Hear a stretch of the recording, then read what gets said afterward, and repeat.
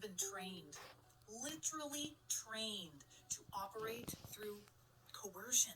You don't live in peace because you don't know how to live in a consent-based world.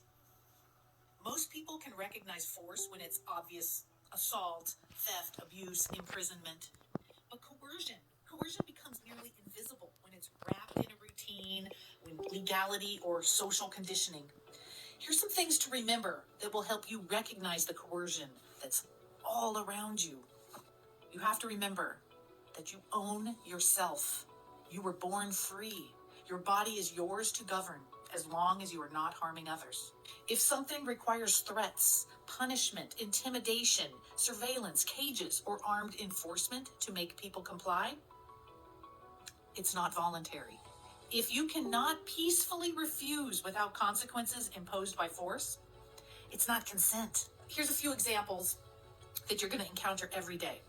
A child forced to sit still for hours under threat of punishment, and we call it education. A worker surrendering a portion of their labor under the threat of fines or imprisonment is called civic duty. A person needing permission slips, licenses, or state approval to engage in peaceful activity is called regulation. Citizens being searched, scanned, tracked, and monitored without individualized suspicion is called security. Inflation, silently eroding your savings through money creation, is called economic policy. Being told you must fund wars, surveillance, or programs that you morally oppose is called participation in society. Peaceful people being ordered what substances they can consume or must take, or what risks they may take with their own bodies, and we call that public health. Obedience to authority is rewarded from childhood, while questioning authority is treated as disruption.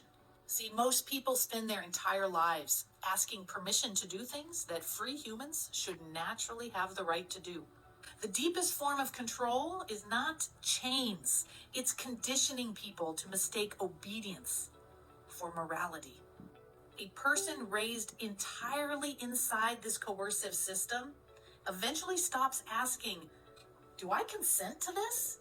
And instead, they only ask, am I allowed to do this?